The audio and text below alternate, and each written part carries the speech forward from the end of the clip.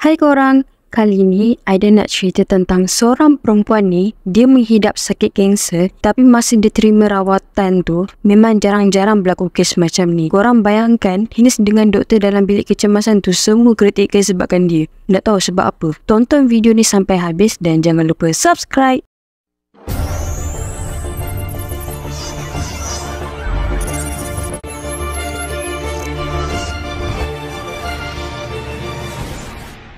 Jadi kali ini ada nak cerita tentang Gloria Ramirez. Dia adalah perempuan yang berusia 31 tahun yang menderita akibat kanser. Selain dia mendapat kanser yang kronik pada usia yang agak muda, tak ada apa yang luar biasa mengenai wanita ni pun. Cuma ada satu insiden yang telah berlaku waktu dia dalam ward kecemasan yang membuat semua doktor dan para penyelidik semua bingung. Dia ni diberikan julukan wanita toksik. Kaki tangan hospital yang terdedah pada tubuhnya menjadi sakit dan perlu mendapatkan rawatan. Kejadian tu memang sangat aneh sehingga ia menjadi inspirasi untuk banyak rancangan televisyen seperti The X-Files, Grey's Anatomy, The New Detective dan Law and Order. Berikut adalah butiran kejadian misteri yang berlaku kepada Gloria Ramirez. Pada sekitar jam 8.15 malam pada 19 Februari tahun 1994, Gloria Ramirez telah dimasukkan ke ward kecemasan di Hospital Besar Riverside, California Selatan. Dia mengalami permasalahan kesan daripada kanser pangkal rahim yang dialaminya. Masa dia sampai di bilik kecemasan, dia berada dalam keadaan bingung dan sedang menderita denyutan jantung serta pernafasan yang tidak normal. Pasukan perubatan telah melakukan beberapa protokol asas seperti memasukkan ubat yang mempunyai kesan pantas macam Valium, Versed dan Ativan. Ejen seperti lidocaine dan betadine juga diberikan untuk menstabilkan semula denyutan jantungnya. Apabila keadaan menunjukkan bahawa Gloria tidak bertindak balas dengan ubat yang diberikan, pasukan perubatan cuba pula menggunakan defibrilator untuk merangsang kembali denyutan jantungnya. Waktu tu, pasukan perubatan yang merawat Gloria mendapati terdapat kilauan berminyak di bahagian dada dia. Mereka juga perasan bau seakan buah atau bawang putih keluar daripada mulut Gloria. Jadi diorang ni try ambil sampel darah dari lengan dia. Mereka perasan bau seakan amonia datang daripada tube dan terdapat zarah kecil berwarna krim di darah Gloria waktu tu. Tak lama tu, 3 daripada pasukan perubatan yang merawatnya berasa kurang sihat dan pengsan seorang demi seorang. Tanpa sedar, seramai 23 orang kaki tangan hospital yang berada waktu tu menjadi sakit akibat terdedah kepada toksik sehingga 5 orang daripadanya terpaksa ditahan di hospital untuk rawatan selanjutnya. Kejadian tu mulanya disedari oleh Susan Kent, jururawat yang mengambil darah Gloria. Dia pengsan sejurus menyerahkan jarum suntikan kepada seorang lagi petugas yang bernama Gorchinski. Masa Gorchinski bawa jarum tu keluar dari bilik tu, dia tiba-tiba rasa mual dan pening. Setelah tu, dia meninggalkan jarum suntikan itu di meja jururawat. Gorchinski juga jatuh pengsan.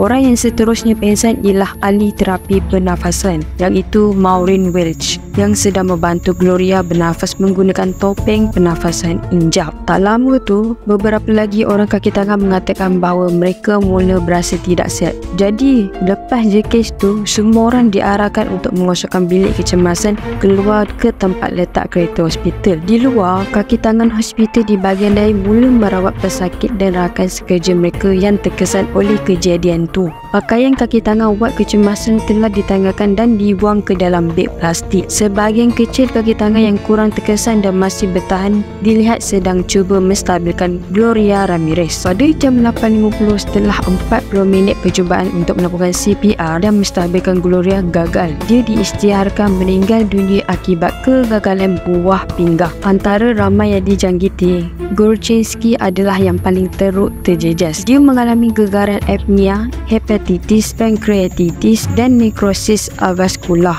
dalam lututnya, suatu keadaan di mana tisu tulang tidak mendapat cukup darah dan mula mati. Gorchinski terpaksa dirawat selama 2 minggu dalam rawatan rapi dan berjalan menggunakan tongkat selama 2 bulan. Bagi Susan Kent pula, dia mengalami sindrom kegagalan anggota badan dan suhu badan yang meningkat. Seorang jururawat lagi iaitu Sally Valderez yang membantu mengalihkan Gloria ke dalam bilik pengasingan mula merasakan seperti sesuatu sedang membakar kulitnya. Keadaan keadaannya bertambah teruk dan perlu diletakkan dalam pemerhatian rapi. Pada jam 11 malam, pasukan hazmat daripada daerah Riverside tiba dan mula mengesan toksin yang tidak diketahui puncanya namun gagal. Kemudian seorang ahli patologi dari pejabat coroner Riverside yang berpakaian kalis toksik telah mengambil sampel darah, tisu, udara dari beg tubuh dan peti putih di mana mayat Gloria disimpan. Berdasar berterusan selama beberapa hari dan beberapa hipotesis telah dikemukakan. Salah satu penjelasan yang logik ialah Gloria Ramirez mungkin menggunakan DMSO di rumah sebagai ubat penahan sakit sehingga mengakibatkan kegagalan ginjal.